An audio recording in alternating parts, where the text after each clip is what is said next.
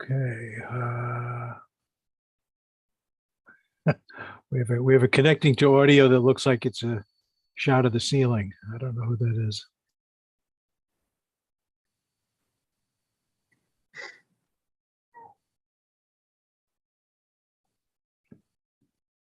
Okay, I've got to see Claudette. I see Emily. I see Michelle's name.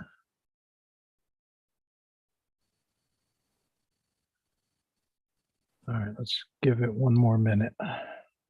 Good afternoon, everyone. Good afternoon, Claudette. How are you today? I'm very well, thank you. How are you? Waiting to get outside. I don't know about the rest of you. It's beautiful outside. Yes. Not telling tales on myself, but I grew up in an apartment building in New York City, and first time I ever had to really deal with outdoor plants was when I got married in 1985, and my then wife said, "Would you please go water the lawn?" And I said, "How do you do that?" It's been all downhill from since then. So as far as gardening and stuff like that. That's so funny.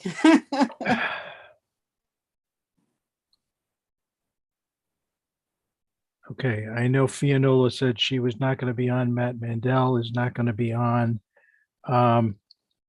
Actually, while we're waiting, maybe Erica or Alex or Ashley, one thing I would like to do at some point soon is track down the people who signed up originally for this working group and have not shown up to any of our 3 meetings. It just may be that the schedule doesn't work for them. But I have not seen the following: James Brinton, Jenny Rice, Shirley Wang, Shansia Jarrett, and that's it. Those individuals. So maybe if you could just ask them if they still wish to participate, and that'd be helpful. Okay. Hey, Tim? Yes. It's Kathy Randall. I think I show up as iPad on there. Yeah, no, I know you've been on, Kathy. Okay. Yeah, Okay. I had to miss last week because I had a conference in Arizona. Okay. So I was Yeah. away, and I Yeah. came back with a nice souvenir note as COVID. So if I'm sounding Oh. hoarse today, that's why I'm struggling with it. Sorry to hear that. Yeah, I'm Okay. getting through it. All right. Yeah, we got the Speaker of the House, the governor, everybody's got COVID. I feel kind of left out. So, okay. Representative Lamar, we soldiered on without you the other day. Glad to have you back with us. Any opening remarks you want to make, or I'm happy to plunge into our discussion. Nope, just again that all of these are being recorded. Ashley has made it available for folks who want to go back and look at the past recordings. And also thank you, Ashley, for sending out that article earlier today to members. And let's get to work. A lot of news articles about affordable housing plans coming out in newspapers across the state. So it's a very topical conversation that we're currently engaged in. And I want to thank our guests today for the presentation. Agreed. We're not lacking for things to read. So this meeting was mapped out from 2 to 4. I actually don't. Oh, hi, Betsy. Hello. Nice to see you with us. We're just getting started. I don't know that we have to go till 4 o'clock, but let me just get the ball rolling by giving my initial thoughts on what we might want to accomplish today. The first is a first look discussion using the hastily compiled draft that I sent out a few days ago as a point of departure. But we really want to get to your ideas as to what you think the structure and the focus of our report should be. And believe me, what I put together was thrown together from the sources that I had read so far, but it really needs some careful rethinking of the order and the content, and even in my own mind that the next draft will be somewhat different. Second is, I think we want to, as we go through this, I think we want to think about our next steps as a working group, and perhaps some some assignments of sort of homework between meetings, and then we have also to map out what we want to do as agenda items for our next meeting. On that point, one thing that occurred to me in the last 48 hours is the so-called fair share bill. The assignment of a numerical affordable housing unit goal to every municipality in the state is now on the House calendar, I believe. And so it's made it, I believe, farther than it ever has before. And, it's quite a dramatic bill because it affects every town in the state. And I was reading the bill last night, and I said, wow, this really, guess what, overlaps with a bunch of things that we're doing, because it talks about affordable housing units and plans and things like that. So one thing I thought we might do maybe at our next April meeting is invite someone from the Open Communities Alliance to come explain to us what fair share means and how they think it might integrate into our working group. Is anybody, Betsy, have you been working at all on that legislation, or are you familiar with it? Yes, I am familiar with it. It actually did get out of committee last year as well. So Okay. I don't know that this necessarily signals that it's gone. And sorry, I was just printing out the document. Doesn't signal that it's gone farther this year than other years. We do have concerns. Given that our municipalities, as you know, have been working really diligently to develop the affordable housing plans required under 830J, we are just concerned that this is going to be seen as, well, why did we go through that effort? And in some cases, and hopefully in most cases, the municipalities have undertaken a really robust effort to develop those plans and are beginning to think about how to implement them. So I think there were a lot of concerns about this. It seemed to be much more of a top-down approach than what is envisioned under 830J. So we have opposed it. We continue to oppose it at this point. I'm certainly willing to hear what they have to say and why they think that this would be a better approach. But, again, we would have significant concerns. Okay. Yeah, no, I'm sure that the bill isn't going to go any further without a couple of fights. All right, then I'll double back with maybe Aaron Boggs or someone on her team to see if they could give us a few minutes at our next meeting. So in terms of the draft report, I already have two sort of major concerns in even the outline that I prepared. And the first is what I'll call less is more. As I go through this, we don't need to draft a book here, and we don't need to drop on the towns something that's going to take them, a couple months just to read and understand. So I think as we go forward with our planning of the outline, we really want to focus on what are the essentials, and maybe we'll have numerous appendices to our report that will be informational sources and funding sources and stuff like that. But I think we might do ourselves a favor and our readers a favor by making this as short, simple, and direct and clear as possible, and covering the essentials, but leaving out a lot of other stuff.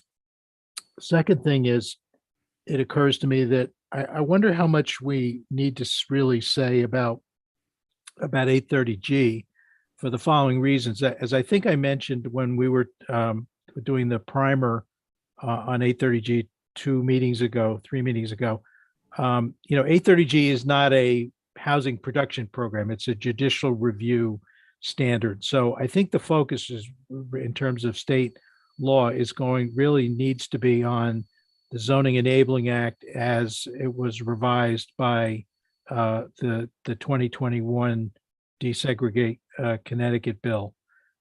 So if I were to reorganize my own outline in that manner, it would really come down to sort of 5 major topics, which would be: number 1, assessing need.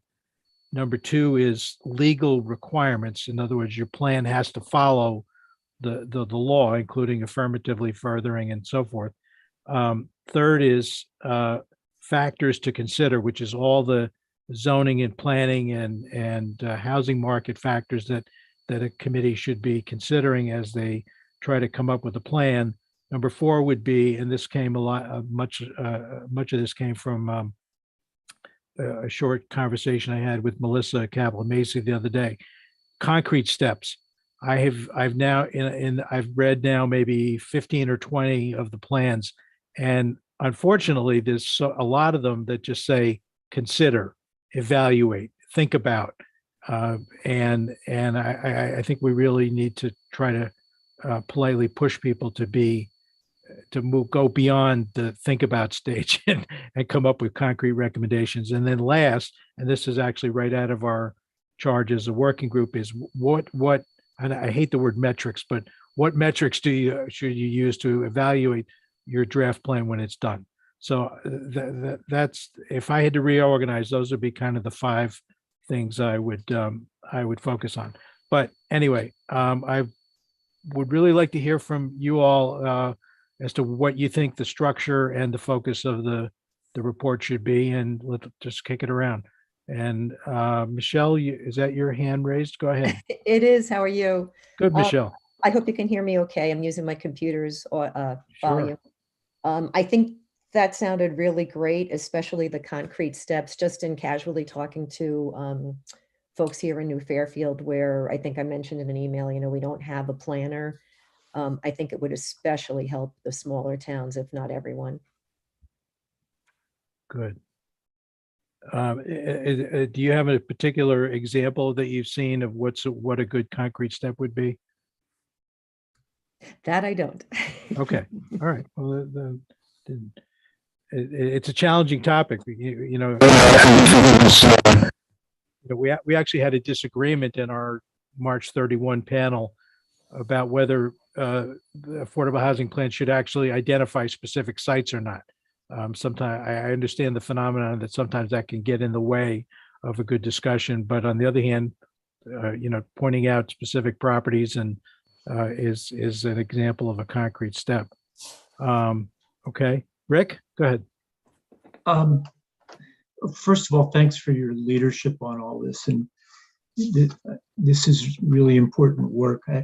I thinking back to one of the things Glenn Childers said last week, I do agree that trying to allow for guidance that keeps the plans fairly short and sweet, but especially focused on the kind of guidance that could actually lead to new units would be a good thing.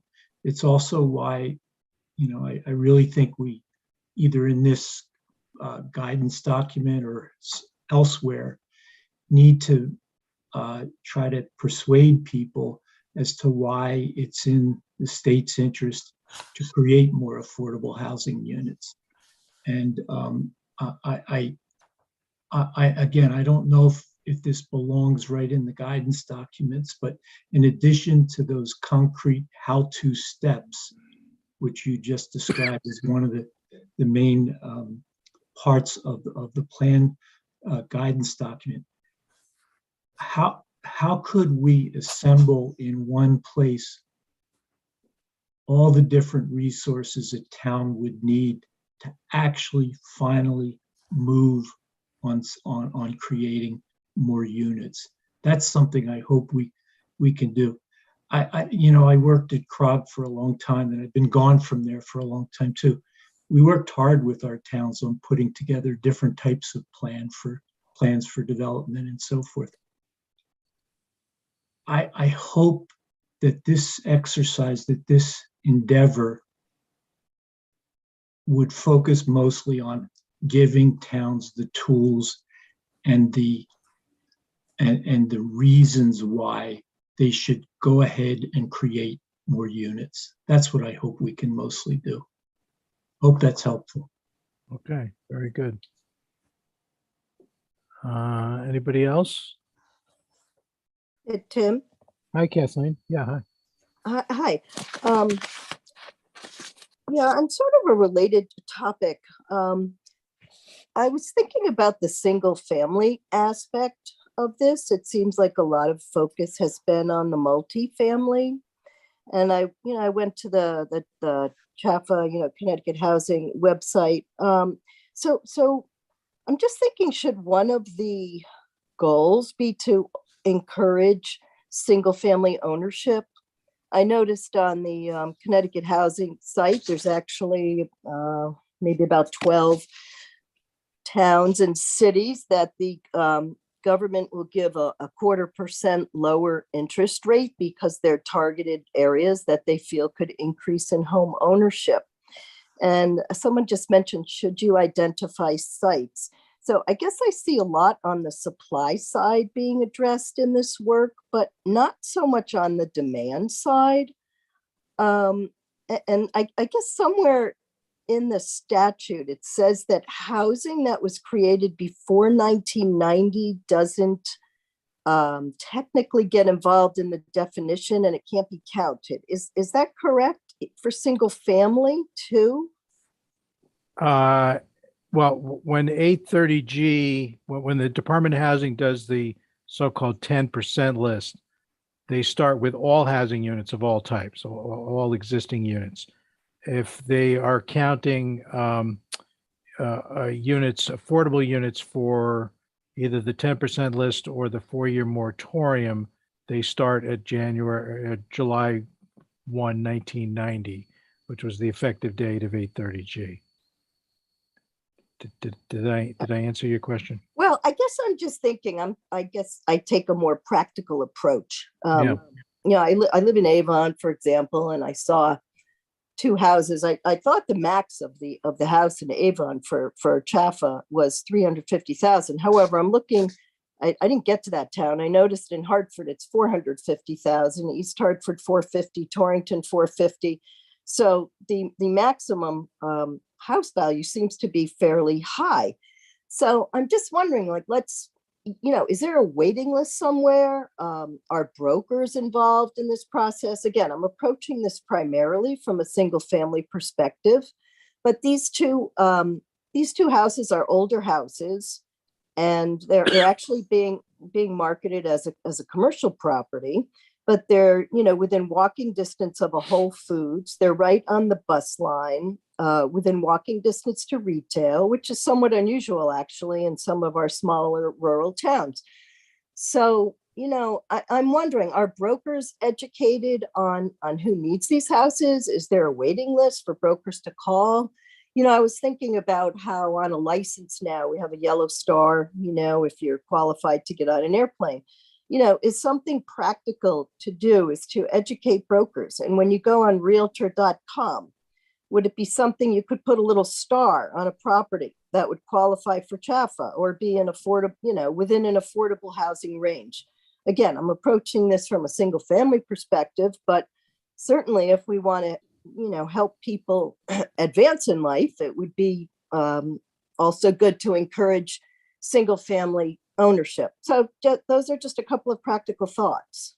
How do we match a buyer and a seller, Okay, so are you talking about advertising basic or outreach in the region about the availability of lower cost single family homes, whether they're deed restricted or not? Is that what you're asking about?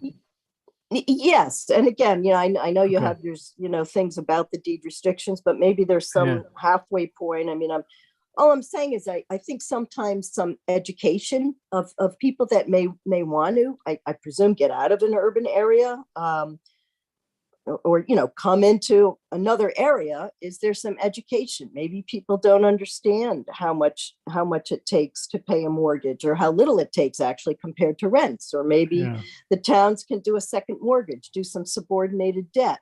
I'm just thinking there might be more creative programs to approach, and you'd have to really do it on a property by property basis. Yeah. I mean, that's a very interesting thought. And I think the pushback from some of the housing advocates would be that Connecticut is way overstocked with single family zoning and single family houses, and the push should be in the other direction. But, we can't ignore the fact that there are it's a huge cornerstone of our housing market. As one who was looking for a house 15 months ago, I know there are a lot of online tools. You can just filter your price range and your geographic area, and you'll get a full, you push a button, you'll get a full list. I think the technology is advanced in that way to help buyers, but you're right. Educating brokers might be a good idea. Rick? Hey, Tim, if this sets us off on a tangent, please cut me right off. But there's also been a lot of articles lately about, Wall Street companies and corporations buying up single homes all across the country, maybe more so in other places. And when we talk about affordable housing, again, if I'm pushing us off in a tangent, stop me, but how can we protect against that kind of activity, whether it's single family homes or frankly, multifamily homes in inner ring suburbs or cities, it's to make sure we can hold on to the affordable housing units we have and continue to look for ways to create more? That's a question to ask. Yeah, no, and I've been reading about that also. I mean, you're right, that's a huge problem in the market.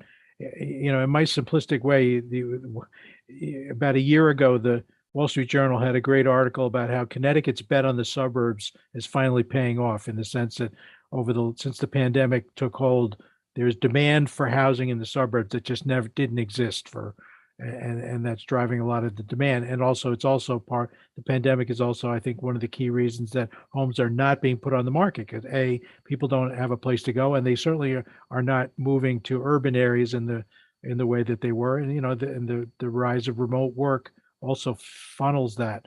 But I don't know that we could offer, or there is a solution to stopping investors from paying all cash deals, but it's certainly that is a key driver of the market. I think we're reading about that every day.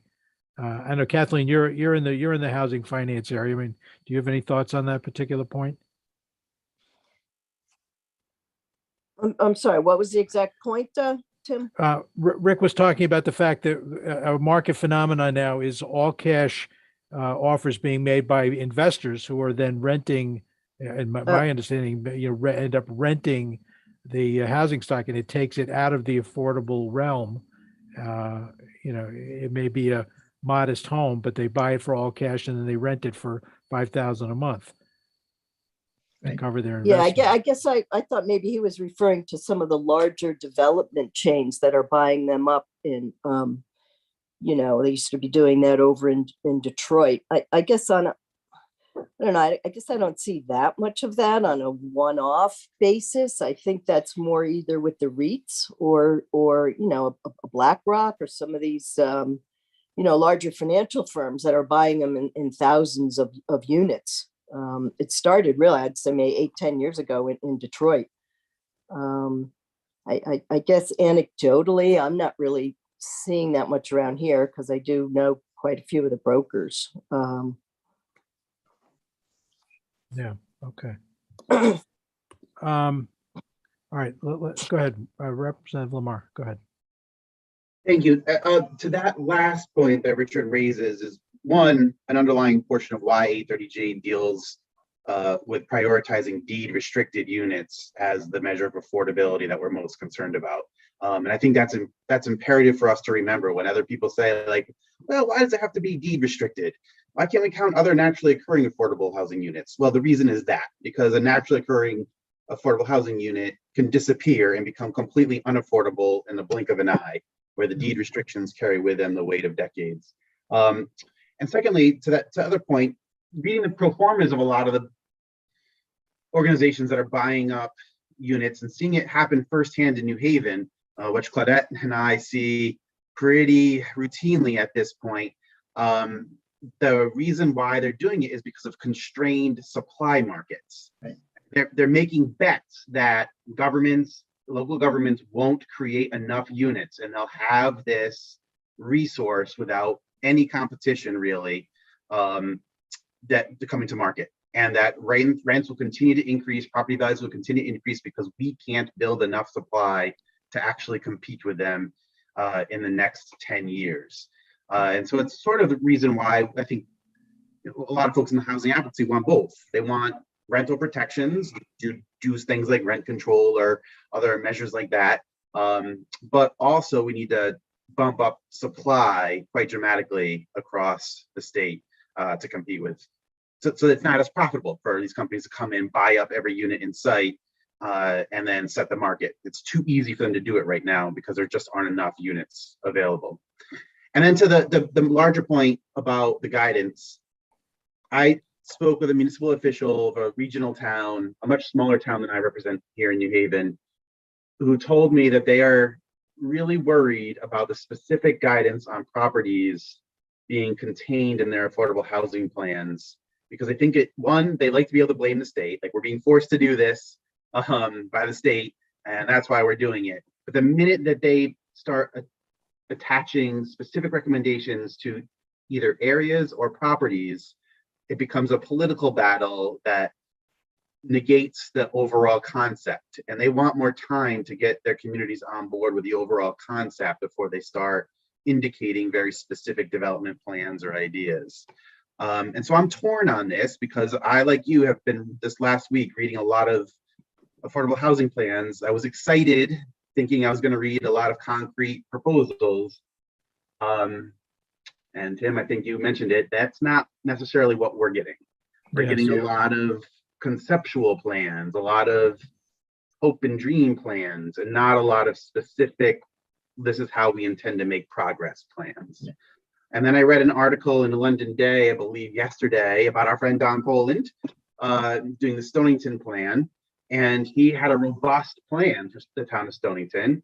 And it included, like, here are some areas we might want to look at. Here are some opportunities for zones that are probably the easiest for us to consider building affordable housing in. And that is all the community focused on, was fighting against those specific properties. And they missed the bigger picture. So, gosh, I'm in a hard place right now. I want to propel communities to be better, to act more bold, to get these plans in place. But I think I'm understanding the political realities, even though I don't necessarily share some of their underlying political feelings on this. I get that what they're dealing with locally. So I think we have to be the bad guy to a certain extent and then tell them, hey, you need to be more robust, and then blame us for making you do it. Yeah, Open Communities Alliance would say that that's one of the benefits of a fair share program. In other words, if everybody's feeling a little bit of pain, then everybody can absorb it without feeling like they're getting picked on. Now, whether that actually translates at the local level, I don't know. Let me go back a step, and maybe this is for you, Representative Lamar and Claudette. Sure. Claudette's got her hand up too. Oh, okay, yeah, okay. You're up in the upper corner of my screen. The question is this: what Rick was talking about is mostly a single-family home suburban phenomenon, but is, like, for example, the rental market in New Haven. Am I right that rents are escalating rapidly along with housing prices? And what's driving that? I mean, do you have investors buying entire apartment buildings and jacking up the rents, or what are the drivers of that? New Haven seeing one of the few places in the state that's actually building a lot of units, but not nearly enough to meet the demand that we have. And you've got 3 or 4 companies who are going around buying up almost all of the existing housing stock. And the new units coming online cannot compete with the number of units that are being absorbed by these 3 or 4 large companies. And almost to the day, 6 months after that company buys your apartment, they're going to send you a letter saying your rent's going up 25% starting next lease term. And Claudette, you might have, that's what I'm seeing. Claudette might have a more real thing to. Claudette, you're muted. Hi, sorry. Firstly, I want to kind of play devil's advocate, because someone's allowing them to purchase these properties.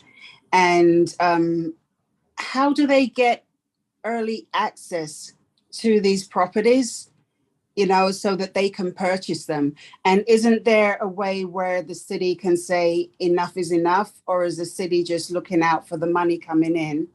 And also, a lot of them get tax incentives, so they don't pay no taxes, and they're building these beautiful apartments, changing the whole skyline of New Haven, and none of them are affordable.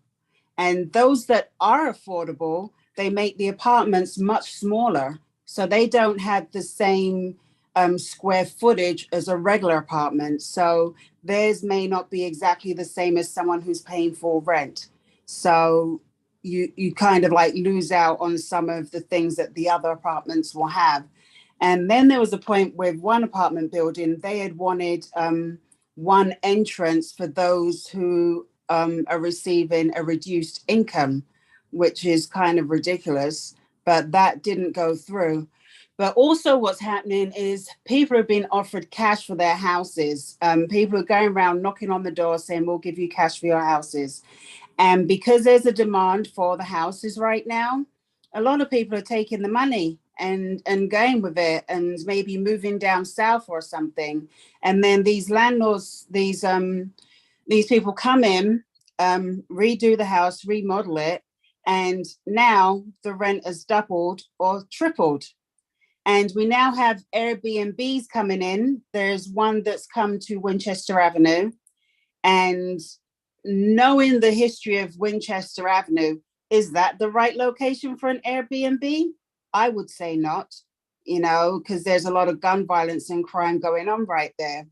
But there needs to be someone who can just say, like, no, enough is enough. You cannot buy no more stock from New Haven, no matter what, like, the incentive is or whatever. You got to start looking out for the local people, because like we don't have the stock right now. So only the people in power who are like allowing these people to come in and, get information to purchase these properties. Like, isn't there a way that we can talk to them to say, like, how does this work?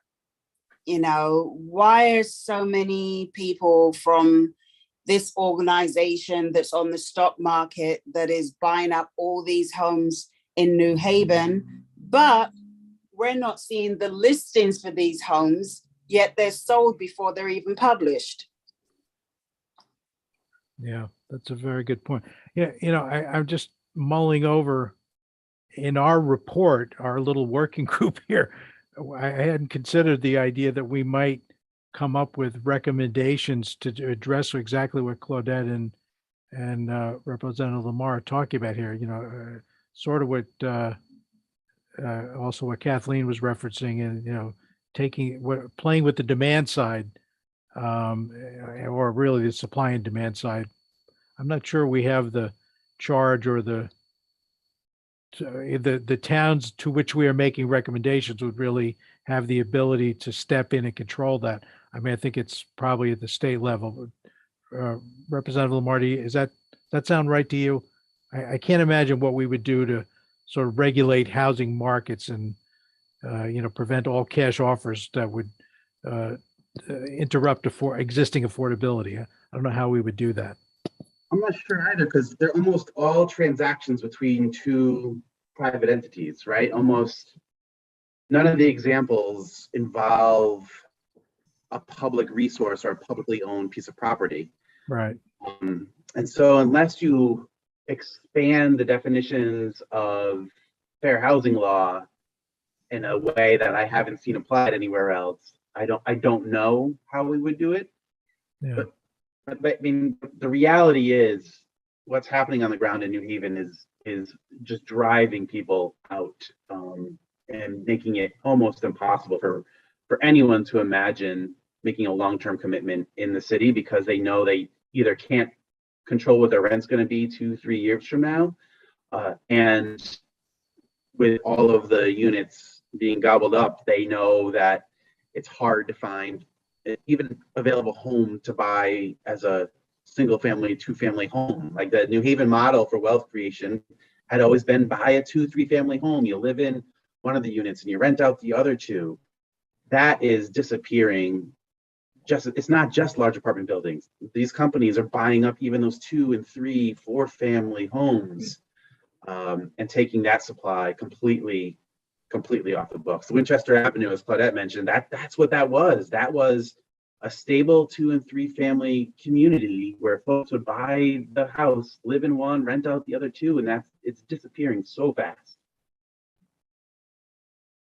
All right, well, Can I just Claudette, say real quick? yes, please, go ahead.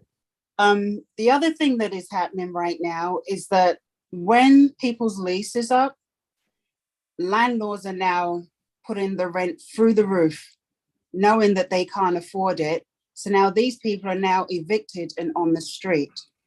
And what is also happening, a lot of people have the housing vouchers, but because a lot of landlords, they can get a lot more money going elsewhere, they're not accepting these vouchers anymore. So people's vouchers are expiring, they're having to renew them, they can't find nowhere to live, and we've been encouraging people to become homeowners. Neighborhood housing, they have a really good program, and that sort of guides people into purchasing property. They're giving guidance, talk about credit check and saving money and all these great, wonderful things, but I'm not even sure how that's going to stand because you still need the stock. Where's the stock going to come from? And not only that, the price of timber and everything is through the roof as well. So what do you do? Yeah, I guess what I'm thinking is that we have to find a place in our report to describe whether we have an answer or not, but to describe the very important phenomena that you're talking about right now.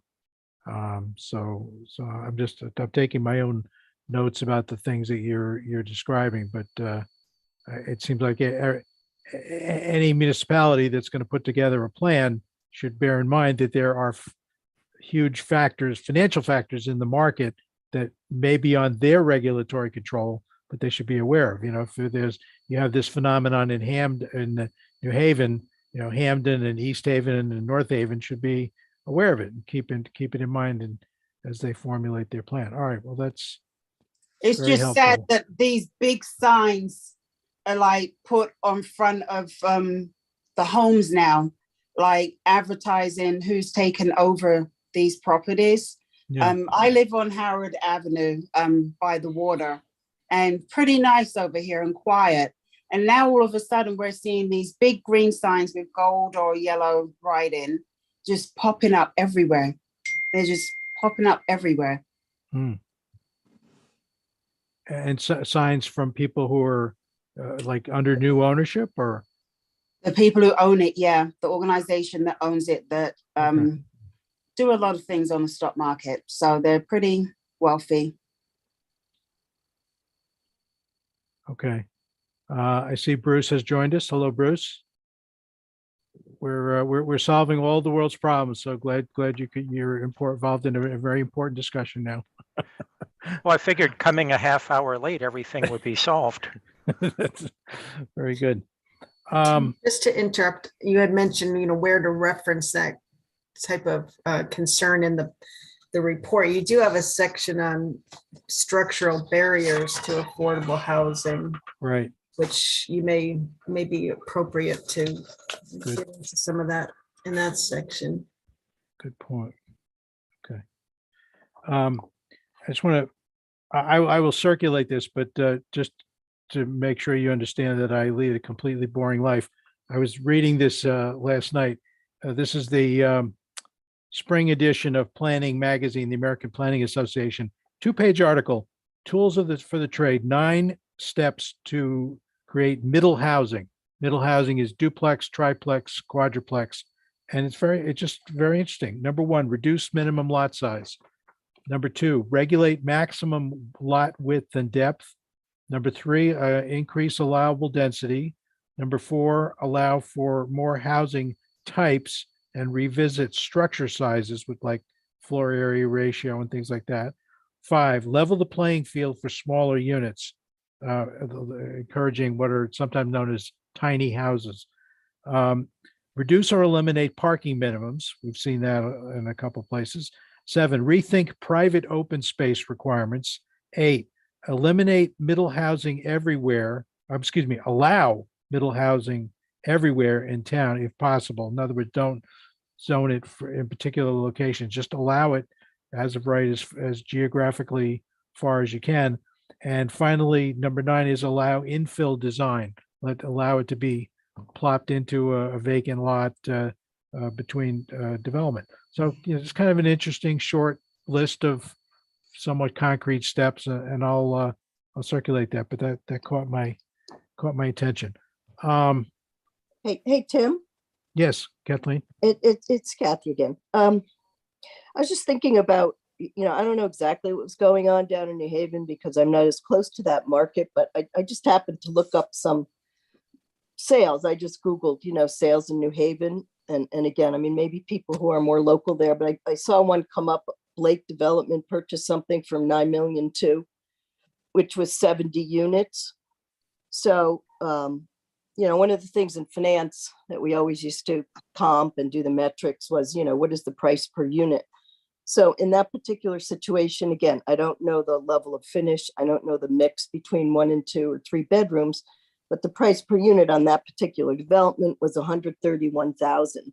Now, when you look across the board today for low-income housing tax credit deals, many of them are in the high 300s. Some of them now are going over 400,000 per unit, which really is outrageous because, if you took a big developer, national developer like a Trammell Crow, they're not developing their market rate units as high as that. So is there, I think the representative mentioned, this is capitalism. This is private property. People are going to buy and sell, and they all have a right to do that.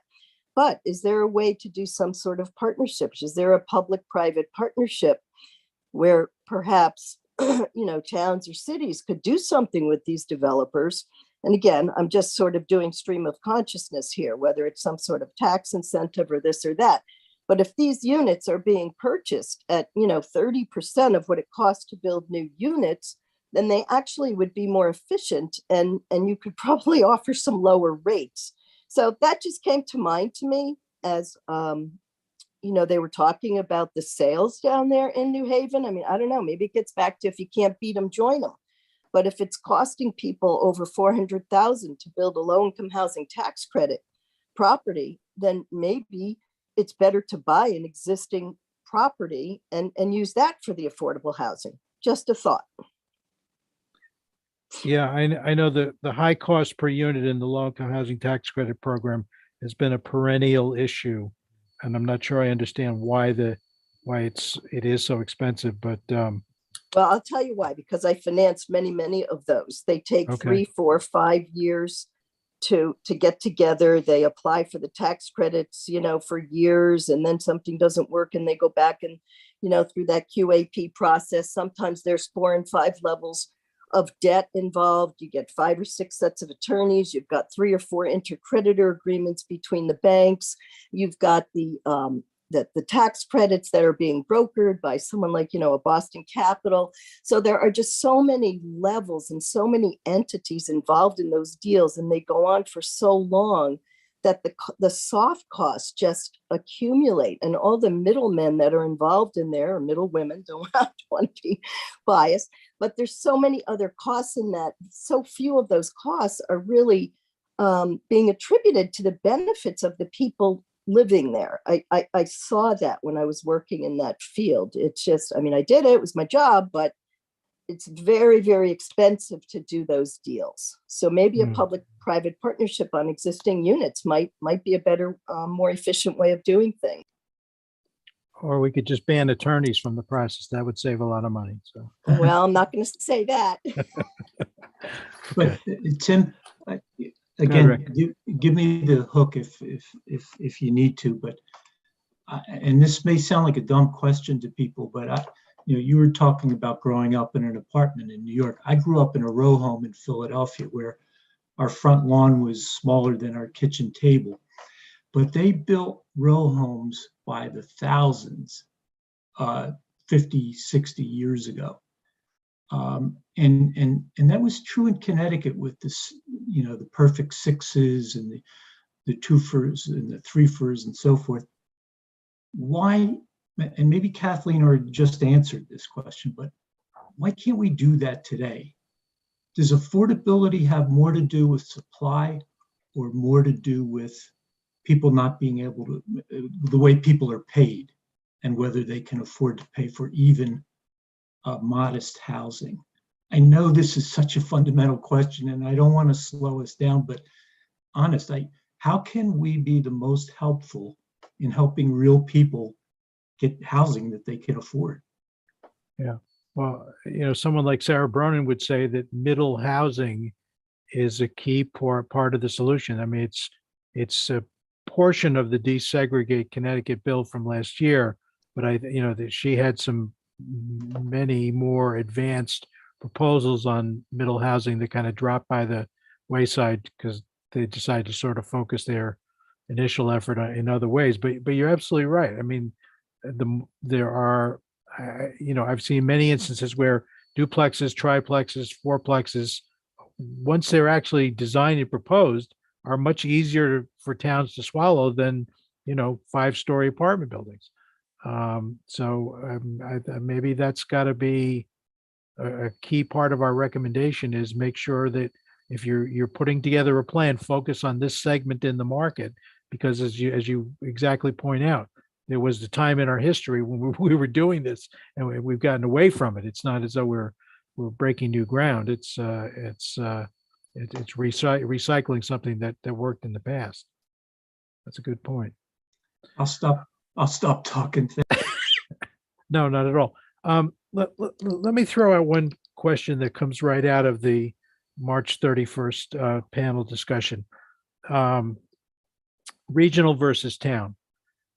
So WestCog has their draft plan, which is being prepared on a regional basis. And Melissa sent me a copy of what RiverCog, which is the Portland, Cromwell down to Old Saybrook corridor in the state.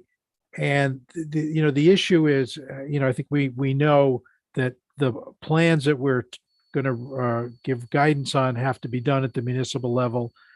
On the other hand, there are many towns that don't have the professional staff, and maybe that augurs for the data collection or staff assistance being at the regional level.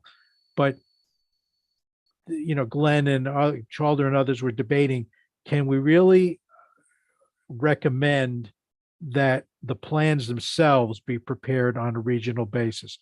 And one of the points that Melissa made to me offline, I think I can repeat it, is that what we don't want in areas where there are towns with 25% affordable housing under the 830G 10% list and surrounded by towns that have 2%.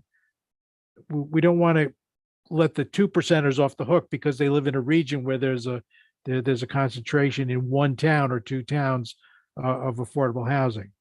So you see what I'm saying? The question is, can actual affordable plans be done at a regional level, or do we need to give clear guidance that this really has to be done? The concrete steps have to be town by town. Anybody have thoughts on that? Just to clarify, Tim, because it was my understanding that the COGs in those situations were preparing a regional plan, but that was not in lieu of the towns doing their own plan, that they were kind of doing some of the broader assessment. Right. But the question is, if the COG prepares a regional plan, do the towns that are in the region say, okay, we're done? I think that would be difficult. I don't think that would be consistent with the goal of the legislation, particularly because zoning laws are at this point local. Right. And if you're part of the requirement of the plan, or at least according to the guidance developed by APA, was that they identify structural barriers, such as issues with local zoning regulations, and ways of overcoming or modifying those local zoning regulations to accommodate more affordable housing. So I think, given that it is local, I think you need to have each municipality preparing it. I think certainly the COGS can play a role in helping them, assisting them in developing the assessment of housing needs and providing them with some suggested ways of addressing those needs. But I don't think it would be in lieu of the municipal requirement. Okay. All right. Well, I think that's just something we should keep our eye on as we go forward. Another question I have is anybody focused at all on what this really sexy group, the sewerage group, is doing? Because that, I've been involved in sewage disposal. I'm the king of sewers in Connecticut. Thank you for please hold your applause. But I've been involved in some pretty nasty disputes about where towns basically withheld sewers, sometimes cooking the books on their available capacity in order to prevent affordable housing from going forward. So I'm really interested. I just haven't at the time, but I'm really interested to hear what the sewerage group is doing. And I hope there's two things I hope they're focusing on. One is this so-called alternative treatment systems, which are, my understanding from the building community is they're vastly underutilized. The technology is there, but there's this ongoing institutional battle between Department of Public Health and DEP about who has the jurisdiction and what the standards should be, but nobody's clearing the way for things that could be done to have, small community-based septic systems, with proven technology and allowing small developments on that basis. And then there's obviously the big picture item of, sewer treatment, sewer extension, sewer plants. And so I'm assuming no one's is sort of delved I into presume that. Erica's been in yeah. all of these. I've been in Oh. all of them. So just Oh, okay. to jump in quickly, they had a really interesting presentation on Tuesday this one was from DPH. The previous one was from DEEP. And they did talk a lot about the alternative. I know nothing about sewerage, so I'm not going to get any of the lingo right. But it was really interesting. And also they did talk about zoning at the end in connection with it. And so those are all up on the YouTube channel, but also the presentation itself is up on the commission's webpage. So if people want to just look at the slides, those are up there, but also you can watch the meeting, and those meetings usually clock in at just an hour. Okay. So I would Good. suggest that, Tim, if you are Good. if you're Thank you. interested in that. Did they recognize the problem? Yes. Yeah. Yeah. Okay. No, it was a really interesting, again, as someone who, has Yeah. no background in this, it actually was a very interesting work group meeting to listen in on. Okay. Tim, both Claudette and Bruce have their hands up. Yes, I'm sorry. That's one of my many failings. I forget to look for the hands. Go ahead, Bruce. Okay, thank you. I just wanted to bring up, regarding the sewer aspect of it. I think some of your battles over sewers were with my group over here at OPM regarding the plan of conservation and development. Yeah, well, that's And- back in antiquity. I'm Okay. speaking of more recent years. But anyway, one of the issues we have to keep in the back of our mind regarding adding sewer, if it comes down to adding sewer capacity through extensions, expansions, whatever, is that we already fall short in our ability to maintain the infrastructure we have. And I can say that one of the more recent tax credit projects that I saw over in Norfolk has a per unit cost of something in the ballpark of $450,000. But I think something in around a quarter of that is for site preparation, a lot of which is to run utilities and streets into an area not already having those. And so when we're looking at affordable housing, one of our goals should be to make use of where it already is, because we might be able to knock a significant amount off the cost, which means that for a given state investment, we get more affordable housing if we direct it to places that need less new sewer infrastructure and so on. And about septic systems, I used to design septic systems when I lived up in Maine. Of course, what we thought were innovative back 30 years ago don't seem so innovative now. But I'm a firm believer in them. I'm a big fan of septic systems. And the key is in making sure that they are done properly and to do them on an affordable housing scale, which means to minimize the amount of property consumed. Yes, you do have to go to more innovative systems, but doing so really ought to be accompanied by putting management plans in place so things don't get out of hand like they so often do when we try to pack lots of septic systems and wells and so on into a tight space. Yeah, that's a good point. I mean, generally the cost per unit of a on-site septic system is significantly less than sewer. Is that true? Well, it depends on the location, but yes, Oh, in okay. general, it will Yeah. be. And again, this gets back to if you avoid the wetlands when building homes that require septic systems, you have more flexibility, you need less space. But it becomes a bit of a challenge. And so it's not something that can be really easily done on a broad abstract level. It does have some site-specific aspects to it. And if you focus on directing these kinds of developments to the places most suitable for them, whether it be that they're on soils that handle that better, or whether they're in locations that already have the infrastructure, there can be great savings both up front and then also in long-term management maintenance. And that's something that should be part of this. Good, very good. Emily, and then Claudette, I think your hand is still up, I guess. Emily, go ahead. Was Claudette first? It's okay, you can go ahead. Okay. That's quite a few things already. Okay. So Tim, I actually had a point on your previous question about the regional involvement. I just want to say, I think that that is important, especially when we're thinking about how need is being defined in different communities. A lot of the folks that see need in a community that doesn't currently have a lot of affordable housing might be the people that don't live there already. Some of these municipalities might not see a need for it for whatever reason, and the zoning practices that they're so used to.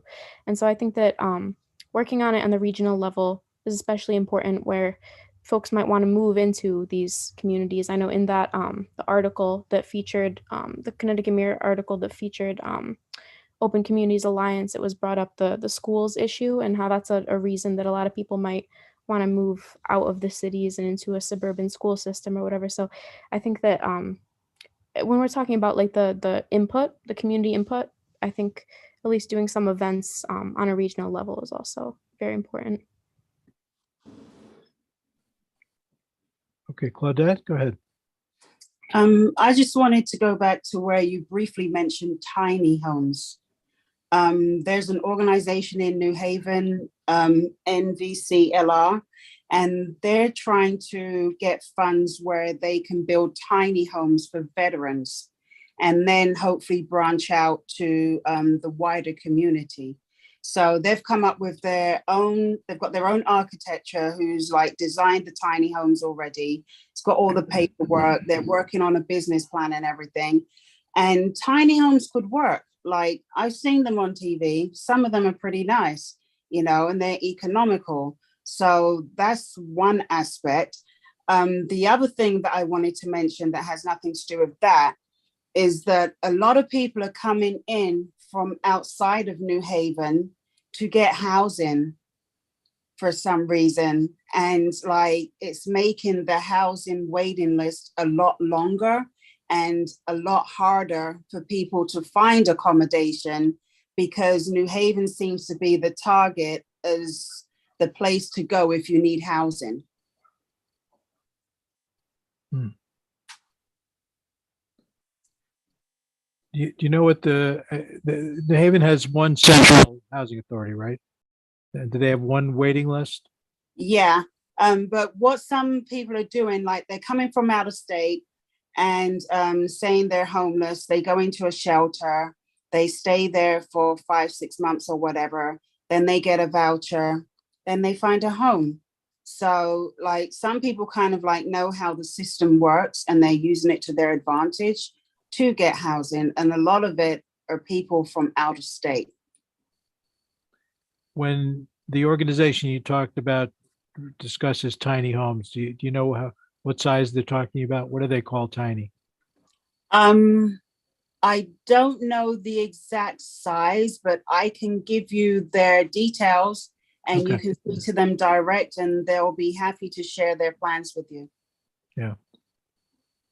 I actually have seen at the International Builder Show a 265 square foot tiny house that was just the spatial use was just genius. Incredible. Mhm. Yeah, yeah.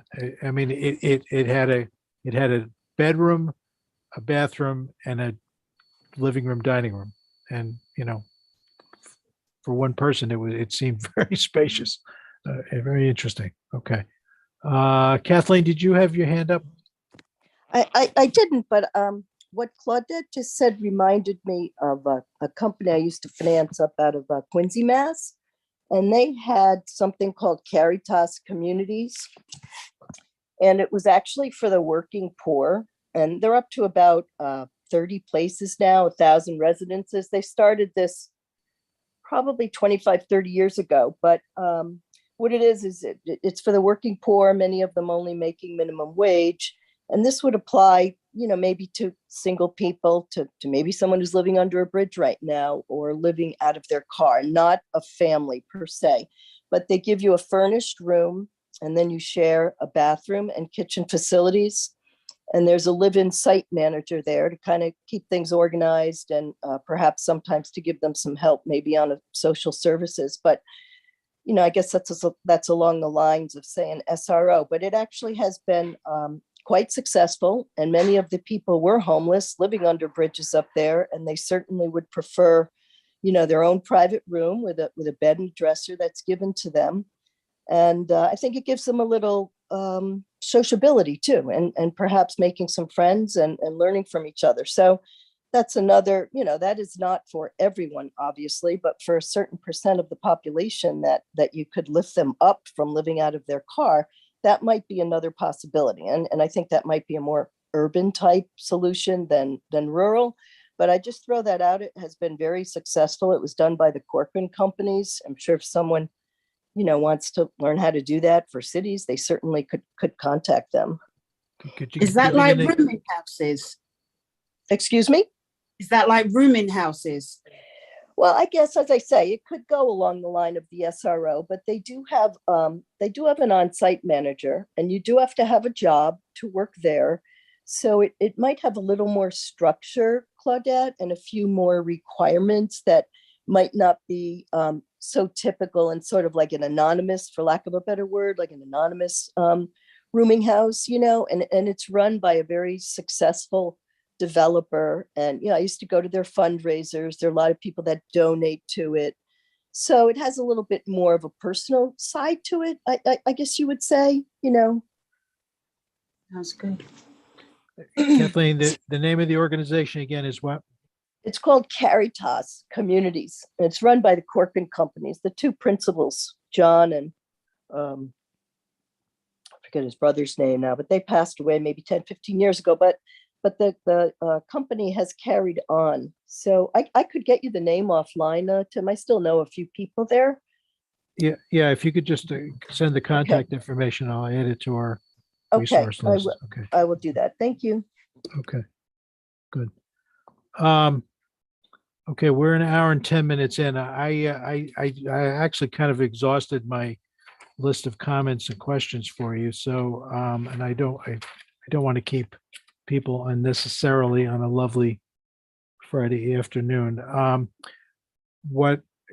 As I've said before, I think one of my roles here is scrivener, which I'm happy to do. So, if you're okay with it, I will, for in the next week or so, take a much more robust shot at a structure of our outline of our report, take into account what's been said today, and some of the other suggestions that I've gotten offline from other people. And then I will set up for our meeting on the 21st.